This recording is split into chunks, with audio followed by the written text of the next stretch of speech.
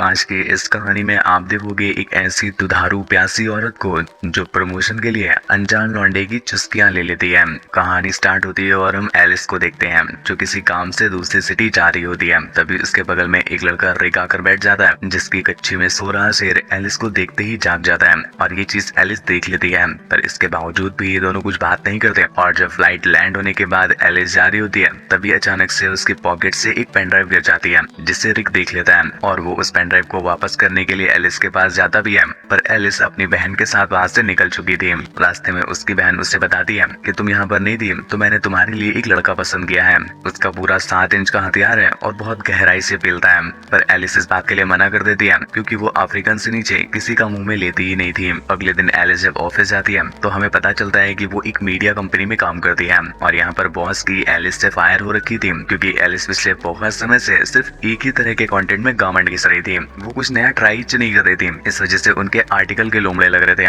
और लोग उन्हें अब कम पसंद करने लगे थे, जिस वजह से उसका बॉस उसे समझाता है कि अब हमें कुछ इंटरेस्टिंग सा कुछ यूनिक सा करना पड़ेगा, जैसे किसी दुधारू औरत की कहानी सुना दो या पति पत्नियों के बीच बेलम ठुगाई के किस्से छापो या किसी ऐसी बीवी को पकड़ कर लाओ जिसने अपने पति के अलावा बहुत सारे लौंडों के गन्ने अपने खेत में लगाए हो। इस तरह के गर्मा गर्म कंटेंट की हमें बहुत जरूरत है और ये काम मैं तुम पर सौंपता हूँ। एलिस की चामटे फायर हो रही होती है क्योंकि उसे समझ नहीं आ रहा था कि वो कंटेंट क्रिएटर है या दलाल, क्योंकि उसके बॉस ने उसे दल्लो वाला काम दे दिया था। वो जब अपनी टेबल पर लौट कर वापस आती है तो उसे ध्यान आता है कि भाई साहब उसकी पेन ड्राइव तो उसे मिल ही नहीं रही है। तभी उसे उसकी टेबल पर रिक का कॉन्टेक्ट नंबर मिलता है जिस पर वो कॉल करती है तो रिक उसे बताता है कि उसकी पेन ड्राइव रिक के पास है और सेफ है, वो चाहे तो अभी आकर उसे ले सकती है। एलिस की वैसे ही फट के दरवाजा हो रखी थी इसलिए वो तुरंत ही वहाँ पहुंच जाती है जहाँ पर रिक मौजूद था। दरअसल वो दोनों एक क्लब में होते हैं जहाँ पर रिक पहले एलिस के साथ खूब मस्ती करता है और डांस के बहाने उसके अच्छे से चूमचे दबाता है, जिसके बाद उसे याद आता है कि पेन ड्राइव तो उसके घर पर है। इसके लिए वो उसे अपने घर लेकर जाता है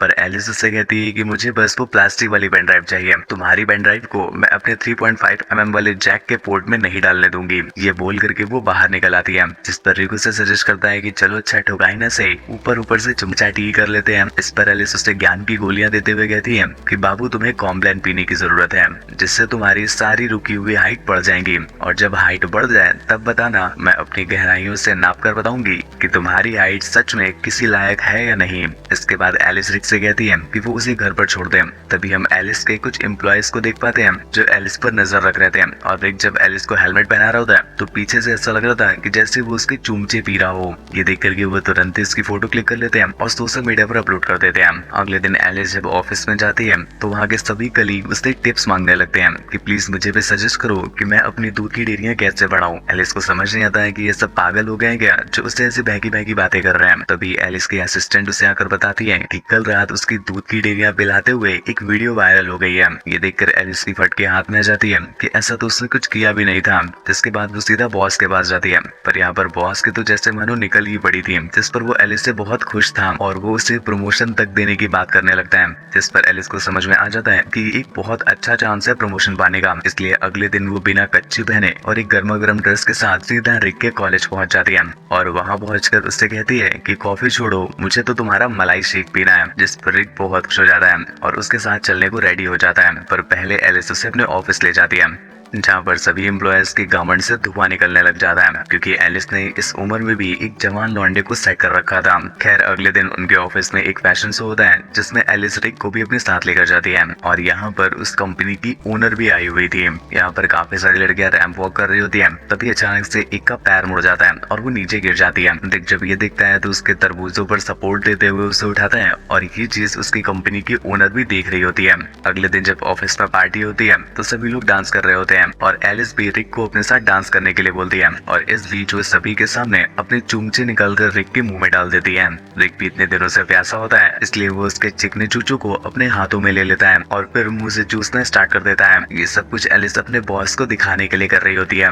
रात में रिक जब एलिस को छोड़ने के लिए घर पर जाता है तो वो उससे कहता है कि वो उसकी गहरी गुफा का पानी पीना चाहता है पर एलिस इस बात के लिए उसे मना कर देती है और बस चुमाचाटी करके उसे घर पर हिला के सो जाने के लिए बोलती है। पर रिक इतने दिनों से उसकी की याद में हिला ही रहा होता है। इसलिए रात में सीधा वो कड़वा तेल की शीशी लेकर एलिस के घर पहुंच जाता है। रिक का खड़ा और रिक उसके दरवाजे पर खड़ा ये देखकर एलिस की चोट लेने लगती है। वो एलिस से कहता है कि आज वो उसको घोड़ी बनाकर ही मानेगा, पर एलिस इस बात के लिए उसे मना करने लगती है और कहती है कि उसने अपने जंगलों की कटाई नहीं करी है। रिक उससे कहता है कोई बात नहीं जानम, तुम्हारे गुलाबी जंगलों के बाल भी लाल होंगे और लाल बाल में जब मेरा माल जाएगा तो कमाल ही हो जाएगा।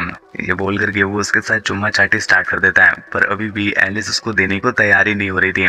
इसलिए वो उसकी गहरी गुफा में अपनी उंगलियां डालकर उसे नीचे से गर्म करने लग जाता है। कुछ ही देर में एलिस नीचे से लेकर ऊपर तक पूरी तरह से गर्म हो जाती है और वो रिक को अपने बिस्तर में पटक देती है, जिसके बाद उसके पैंट खोल करके उसका गंदा चूसना स्टार्ट कर देती है। जिसके बाद रिक भी पूरी तरह से तैयार था और फिर एलिस उसे लिटाकर उसके झूले पर उछलने लग जाती है। रिक ने पहली बार इतने बड़े टनल में अपनी मेट्रो को चलाया था, जिस वजह से वो भी पागल सा हो जाता है और पूरी रात दबा के ठोकता है। अगली सुबह एलिस की बहन उससे मिलने के लिए आ जाती है, जिसे देखकर रिक चुपके से वहां से निकल जाता है।